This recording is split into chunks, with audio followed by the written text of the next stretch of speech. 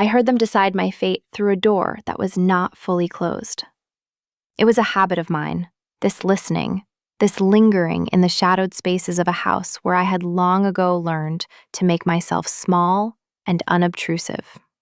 I was a creature of thresholds and hallways, a gray sparrow in a house of gilded cages and bright, preening birds. The brightest, of course, was my sister, Isabel. It was for her that the conversation was being held, a low, urgent murmur between my father and my stepmother, a sound like the worrying of old silk until it frayed. "The Duke of Blackwood is our only hope," my stepmother, Lady Tremaine, had said, her voice the sharp, decisive click of a closing locket. "With Isabel's beauty and a dowry we can scarcely afford but must pretend we can, we might just salvage what your fecklessness has squandered." My father's reply was a sigh given human form, a sound of defeat I knew as well as my own name. "He is a cold man, Beatrice. They say he has not smiled since his first wife died. He comes to the country for solitude, not for a bride, least of all one from a house teetering on the brink of ruin." "Then Isabel must make him forget his solitude," she had snapped. "She will wear the new blue silk. She will smile, and you will ensure Ilara is nowhere to be seen. Her solemn little face is enough to curdle milk, let alone a duke's interest." I had retreated then, melting back into the gloom of the corridor, her words not so much a wound as a simple confirmation of fact. I was Ilara, the second daughter, the plain one, the one whose dowry had been a casualty of my father's gambling debts, long before it had ever been a consideration. Where Isabel was all sunlight and cream, with hair like spun gold, and the laugh that charmed songbirds from the trees, I was other. My hair was the color of autumn leaves past their prime, my eyes a shade of gray that matched the perpetual skies of our county, and my primary accomplishment was an encyclopedic knowledge of books nobody in our household cared to read. I was the keeper of our crumbling library, a silent cataloger of forgotten stories. Living within one, I felt I had no power to write. The catalyst for this desperate marital gambit was a mountain of debt so high it cast a permanent shadow over our estate, a place of faded grandeur where the damask was worn thin and the smiles were brittle. The Duke of Blackwood, newly returned to his ancestral seat after years of self-imposed exile in London, was famously, astronomically wealthy. He was the golden key that could unlock our family from its debtor's prison. All it would cost was my sister. And so, the night of the local assembly ball arrived, a night thick with the scent of beeswax and desperation. Isabel was breathtaking, a vision in cerulean silk, her skin glowing like pearl in the candlelight. She was a porcelain doll on a velvet tray, presented for the approval of a man who was spoken of more as a weather system than a human being, a man of storms and ice. I was permitted to attend only because my absence would have been a more pointed statement than my presence. I was dressed in a faded muslin of indeterminate gray, a hand-me-down that had been Isabel's years ago, altered to fit my slighter frame. My role was simple: to be a shadow at her back, to fetch her ratafia, to hold her fan, and to be, as my stepmother had so delicately put it, invisible. The Duke of Blackwood arrived late, and the entire ballroom seemed to hold its breath. He was not a handsome man in the way of the young dandies who fluttered around Isabel. His face was all harsh angles and severe lines, carved from some unforgiving northern stone. He was tall, dressed in immaculate black that seemed to absorb the light around him, and a profound stillness emanated from him, a quiet that was more intimidating than any noise.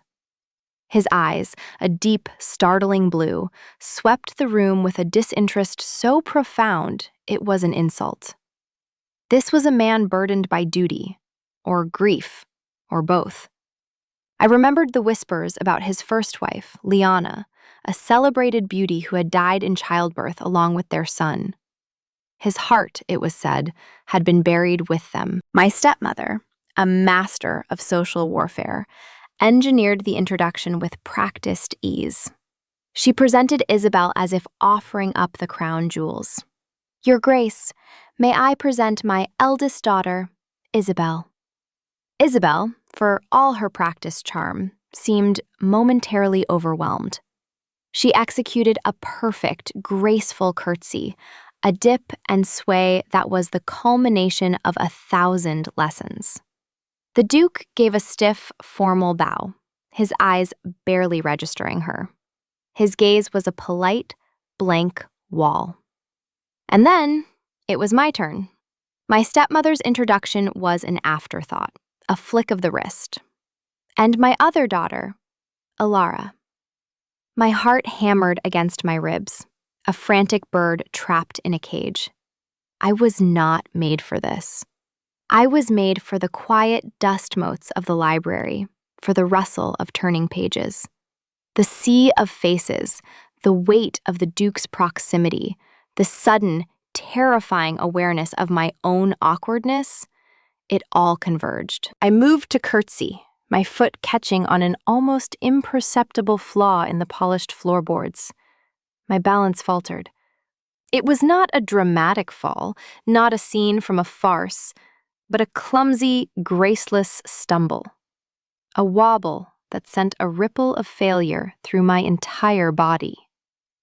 I recovered, my cheeks burning with a heat that felt hot enough to set my hair alight, and completed the curtsy with a jerky, mortified dip. It was a disaster. I could feel my stepmother's fury like a physical force from across the room.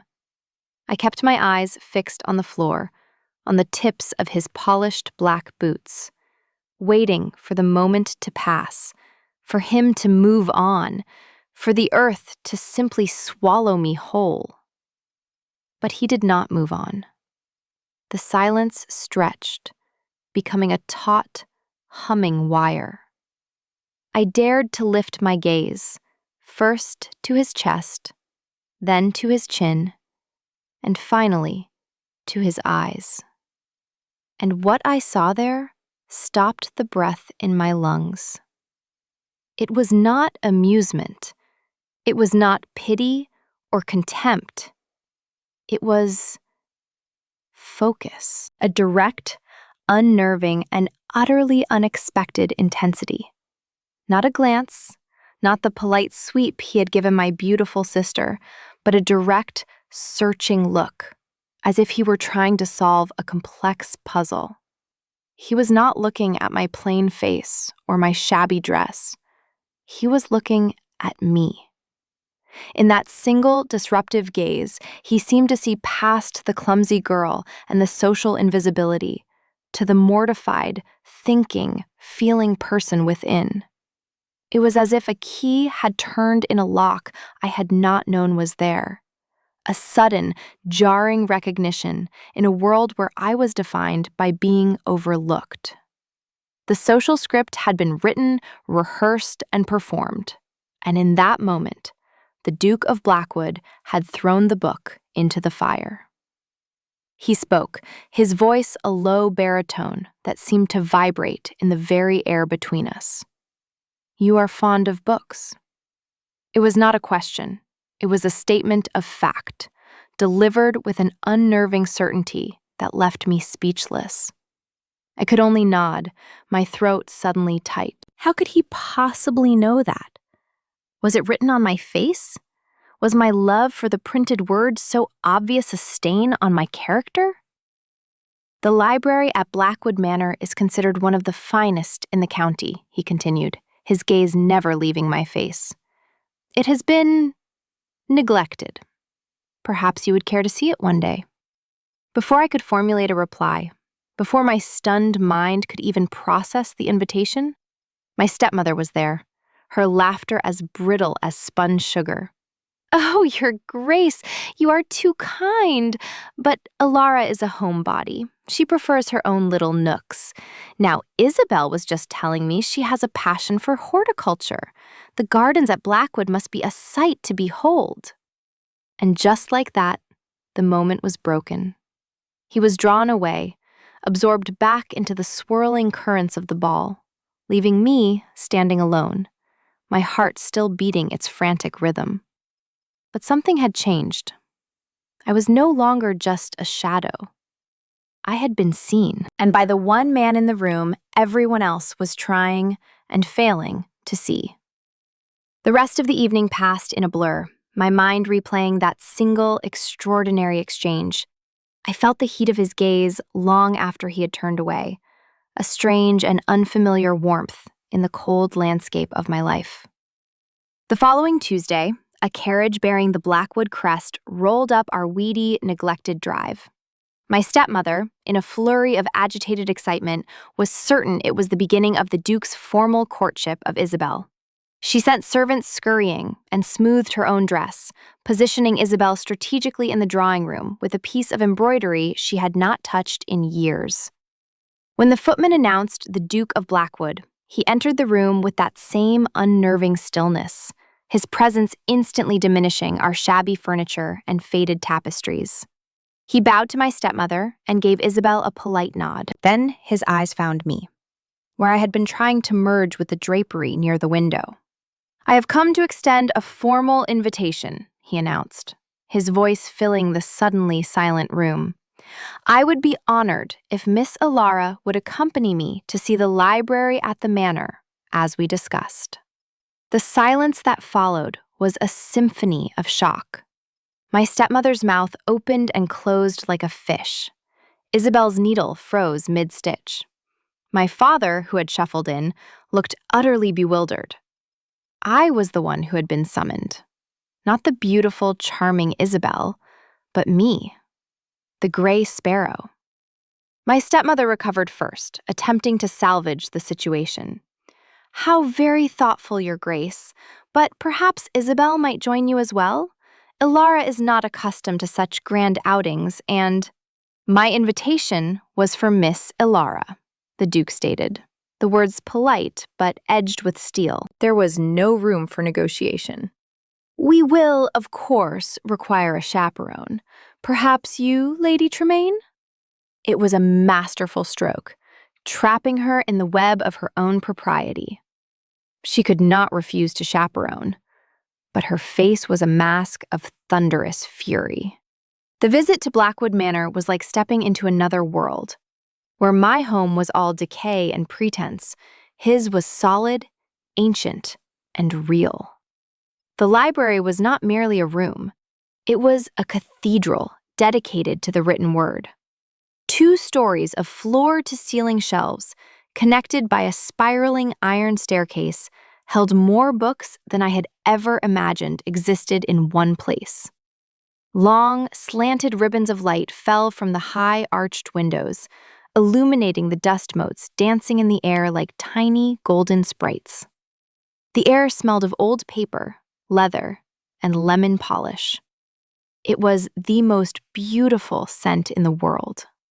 My stepmother sat stiffly in a chair near the door, a scowling gargoyle guarding a treasure she could not comprehend. But the Duke, Alistair, as he insisted I call him in the quiet of that room, a request that felt as momentous as a vow, seemed to forget she was there. He led me through the towering aisles, his initial severity melting away as he spoke of the collection. We did not engage in pleasantries. We spoke of Tacitus and the flaws in his historical accounts, of new agricultural theories from the continent, of the quiet revolution of the novel. He listened to my opinions not with condescension, but with a focused intensity that made me feel as if I were the most fascinating orator in the world. "My late wife," he said suddenly, his voice soft, his hand resting on a volume of poetry. "She found this room oppressive, too quiet. She preferred music and laughter." He said it without bitterness, a simple statement of fact. It was not a lament, but an explanation, an offering of vulnerability. I found my own voice, equally quiet. Some people find peace in the quiet. It allows you to hear other things. The turning of a page is its own kind of music. He turned to look at me, and a small, sad smile touched his lips. It was a fleeting thing, barely there, but it transformed his harsh features into something profoundly human. I believe you are right, Miss Alara. We were standing near a high shelf, and he reached up to retrieve a slim volume bound in dark green leather. As he brought it down, his fingers brushed against mine, where my own hand had lifted in an unconscious gesture of anticipation. The contact was brief, a ghost of a touch, but it sent a jolt through me that was anything but ghostly. It was a spark of lightning in the quiet, dusty air. We both pulled back as if burned, a silent, shared acknowledgement of the charge that had passed between us. The air grew thick with all the things we were not saying. The visits became a regular occurrence. Twice a week, I would travel to Blackwood Manor, and we would spend hours in the library, my stepmother's presence a fading, resentful blot on the periphery. He called me Alara now, always. And I, in the sanctuary of those book-lined walls, called him Alistair. One chilly afternoon, as I was preparing to leave, he noticed me shiver in my thin coat. He said nothing, but 2 days later, a large, unmarked box arrived at our house. Inside was a shawl of the finest, softest cashmere, the color of deep moss. There was no note, but I knew. It was a secret kindness, a gesture that spoke of an attentiveness that was both thrilling and terrifying. I wrapped it around my shoulders, and it felt like an embrace. The kindness of strangers, I had always been taught, is a dangerous thing. It comes with invisible invoices. But this did not feel like a transaction. It felt like a discovery. My family did not understand. My stepmother saw his interest in me as a perverse whim, an insult to Isabel's superior charms. My father was simply confused. And Isabel, to my surprise, was not resentful, but curious. "He looks at you, Alara," she said one evening, watching me fold the precious shawl. "I mean, he truly looks at you. He never looked at me that way. It's as if he's reading your favorite chapter." Her insight was startling, and for the first time in years, I felt a flicker of kinship with my sister. But as the weeks turned into a month, and the connection between Alistair and me deepened from a shared intellectual curiosity into something warmer, more fragile, and infinitely more precious, a seed of doubt began to sprout in the back of my mind. Why me? Why would a man of his stature, a duke, single out the plain, dowerless daughter of a nearly bankrupt house? My stepmother's cynical worldview had been my diet for so long, I could not help but taste its bitterness. Love, she had always implied, was a luxury for fools. Marriage was a contract. The truth, when it came, was colder and crueler than even my most cynical imaginings. It arrived not in a whisper, but on a sheet of crisp, damning parchment. I had gone into my father's study to find a book on household accounts, trying to make sense of our ever-dwindling resources. His desk was a chaotic mess of bills and letters, and there, half hidden beneath a stack of unpaid invoices, was a document tied with a familiar black ribbon. It bore the Blackwood seal. My hands trembled as I opened it. It was a contract, drawn up by solicitors months ago, before the Duke had even returned to the county. It was a marriage agreement.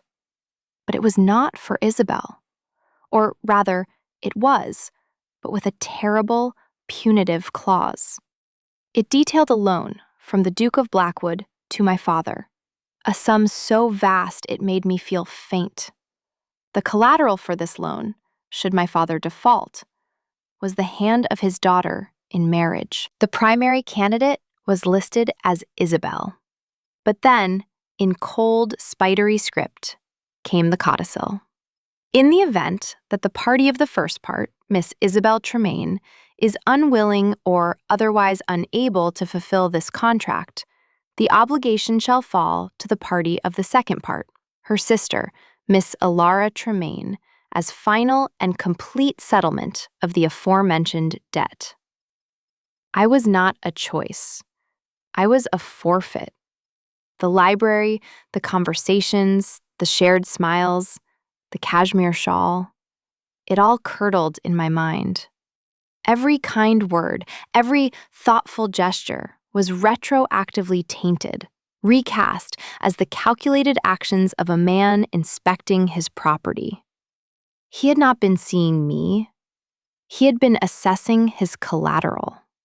The shame was a physical blow, knocking the air from my lungs. I sank into my father's chair, the document clutched in my hand, the paper a block of ice against my skin.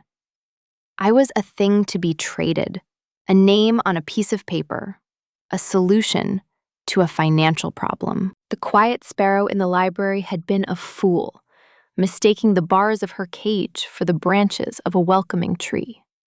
I did not know how long I sat there, lost in a cold fog of disillusionment. But a resolve hardened within me, sharp and painful. I would not be a pawn in their games. I would not be traded like livestock. I folded the contract, tucked it into my dress, and walked out of the house, my moss-green shawl left discarded on the chair. I walked the 5 miles to Blackwood Manor, my mind a storm of betrayal and grief. I did not ask for the Duke. I demanded to see him. The butler, his composure shaken by my wild-eyed appearance, showed me into the library, our sanctuary. Now it felt like a stage set for a cruel play. Alistair was standing by the fire, a book in his hand. He looked up when I entered, a genuine smile of welcome lighting his face. And for a heart-stopping moment, I almost faltered. "Alara," he said, his voice warm. "This is an unexpected pleasure." "Is it?" My own voice was a stranger's, thin and sharp. I held out the contract. "Or is it merely an inspection of your investment?" His smile vanished. His eyes flickered to the document in my hand, and a shudder came down over his face. The familiar mask of the cold, severe Duke snapping back into place. He took the paper from my trembling fingers, his own expression unreadable. He did not need to read it. He knew precisely what it was. "Where did you find this?" he asked, his voice low and devoid of emotion. "Does it matter?" I shot back, my pain making me reckless. "Is it true? Was I the fine print in my sister's marriage contract? A substitute? A forfeit?" The last word came out as a choked whisper. He was silent for a long moment, his gaze fixed on the document. I could hear the crackle of the fire, the ticking of the grand clock on the mantel, each second stretching into an eternity of humiliation.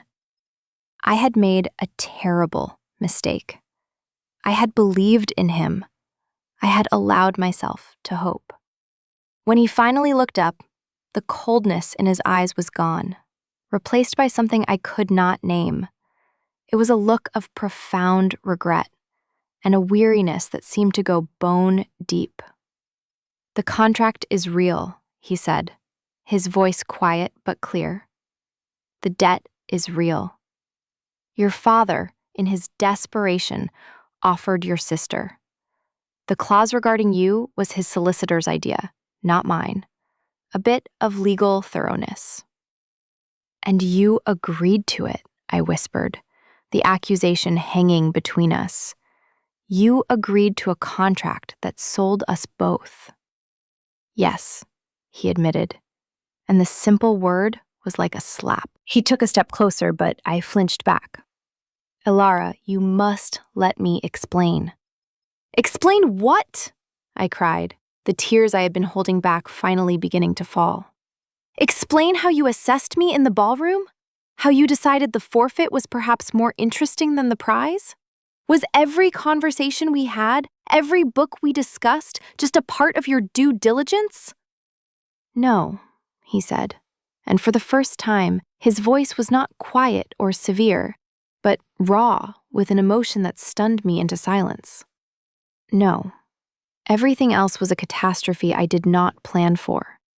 You were the catastrophe I did not plan for. He closed the distance between us, his hands coming up to gently cup my face, his thumbs wiping away the tears that tracked down my cheeks. I was too shocked to pull away. I came back to Blackwood to rusticate, to hide from a world that had become gray and meaningless, he confessed, his eyes searching mine. I agreed to the loan out of a sense of duty to a neighboring family, a foolish and impersonal act of noblesse oblige. The contract was a distasteful business, a piece of paper I intended to file away and forget. I had no intention of ever calling in the debt. I had no interest in a bride. And then I went to that ball. His gaze was so intense, it felt as if he were looking directly into my soul. I saw your sister, and I saw a beautiful, polished doll, saying all the right things. And then I saw you. You stumbled. And in the moment you looked up, mortified and furious and utterly human, I saw the first flicker of color I had seen in 5 years. It was not pity I felt. It was recognition. I looked at you, and I felt as if I had been holding my breath and had only just realized it. He let out a shaky breath, a sound of profound vulnerability that seemed impossible from this man of stone.